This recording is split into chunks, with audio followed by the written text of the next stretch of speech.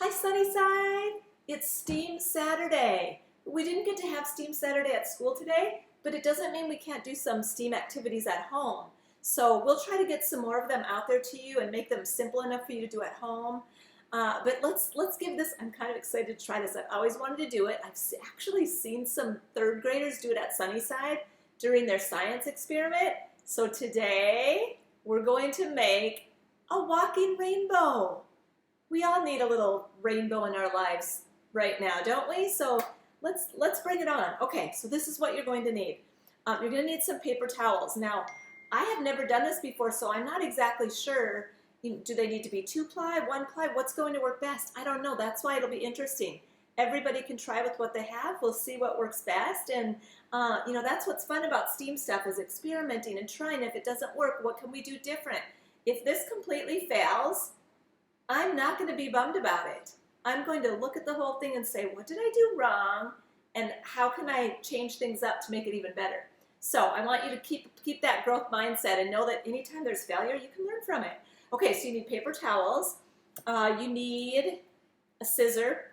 Probably, by the way, you need to make sure with your family at home that this is okay for you to do. Make sure you have an adult with you because food coloring can be messy, scissors.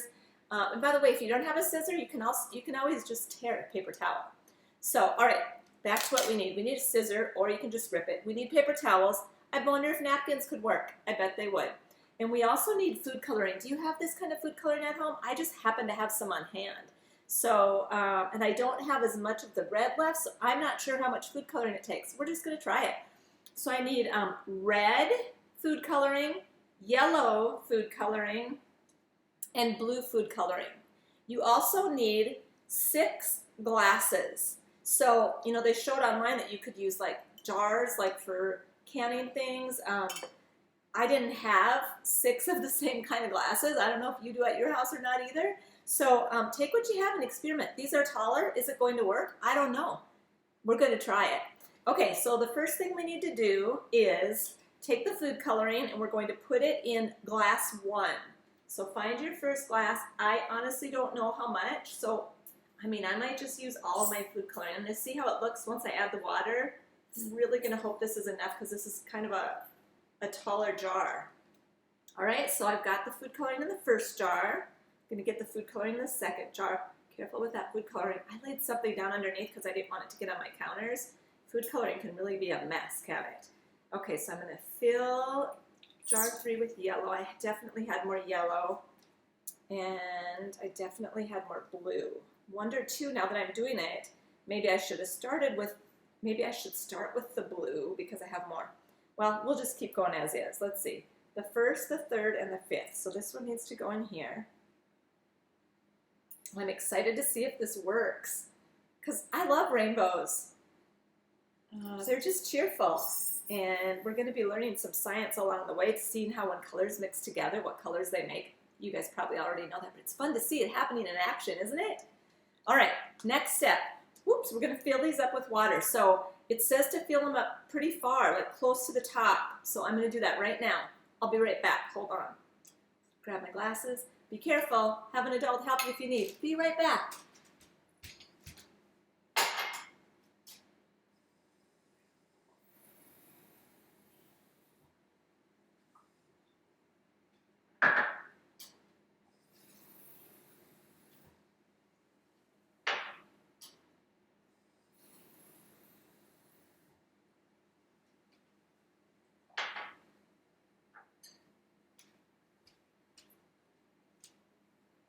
Okay, I'm back. I have my glasses filled up.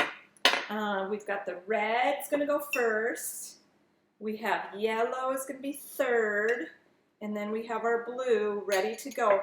Again, I'm not sure. Is that one high enough? Maybe I should add a little more water to this one. I'm going to do that. Excuse me for 1 minute.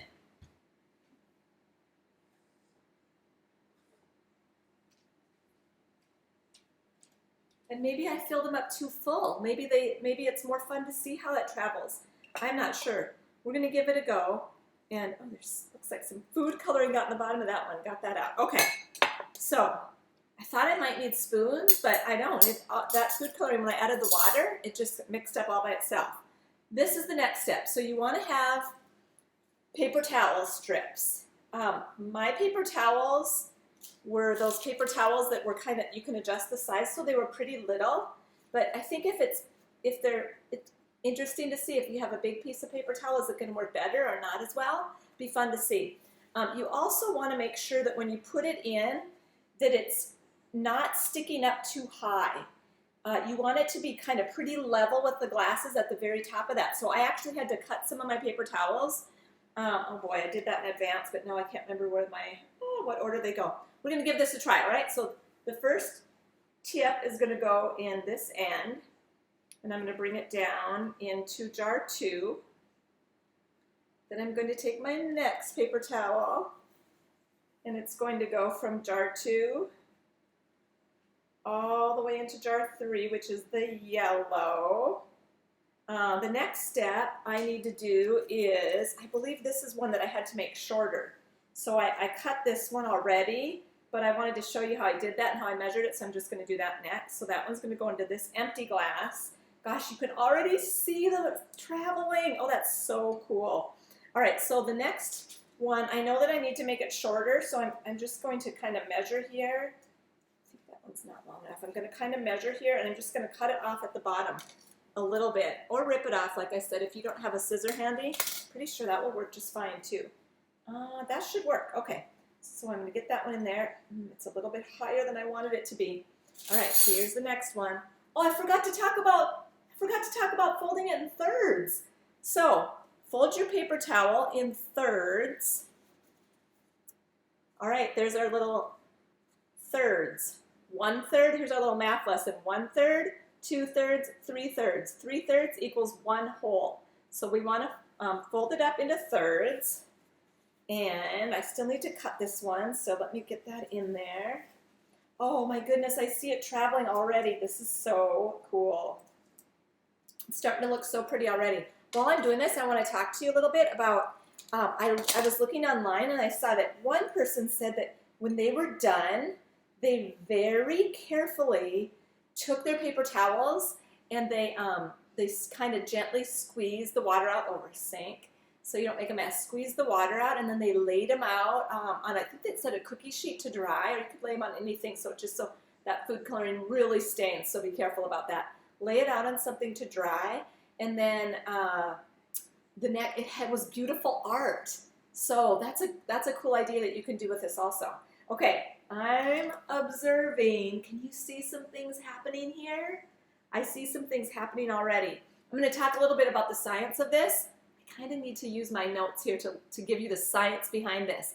Then we'll see where it's at, and if it's not fully happening, we'll maybe take a break. And although I think it is going to be fully happening here, I want to make sure those guys are touching. Okay, here we go. So the science behind the walking rainbow. The colored water travels up the paper towel by a process called capillary action. So capillary action it's the ability basically of a liquid to flow upward, which we know that's against gravity, right? When you throw a ball up, it comes down. So it kind of goes against gravity in narrow spaces. This is the same thing that helps water, I thought this was cool, that helps water climb from a plant's roots to the leaves in the treetops. Paper towels and all paper products are made from, they have fibers in them, and that are the same type of fibers that are found in plants called cellulose. In this demonstration, so in this one, the water flowed upward through the tiny gaps between the cellulose fibers. The gaps in the towel, in the paper towels, they kind of acted like capillary tubes, pulling the water upwards. The water is able to defy gravity as it travels upward due to the attractive forces between the water and the cellulose fibers. So let's see if I have anything else, any other notes here for you. I do. So the water molecules tend to cling to the cellulose fibers in the paper towel. This is called adhesion. The water molecules are also attracted to each other and stick close together. Actually, I take it back. That's the process. Oh yeah, that one. So when the water molecules attract to each other and stick close together, that's a process called cohesion. So as the water slowly moves up the tiny gaps in the paper towel fibers, the cohesion forces help to draw more water upwards. At some point, the adhesive forces between the water and cellulose and the cohesive forces between the water molecules will be overcome by the gravitational forces on the weight of the water in the paper towel. That was a lot, but I really wanted to give you that background. When that happens, the water will not travel up the paper towels anymore. That's why it helps to shorten the length that the colored water has to travel to make sure your paper towel isn't too tall. All right, so it looks like something is happening here. Okay, so I came back a little bit later and I'm looking on the top. I actually put them around in a circle because I had seen that so that they could all connect. It could really be walking around in a circle. And I was hoping that I would look at it and I would see the colors of a rainbow. Red, orange. I see the orange on the top of mine. Yellow.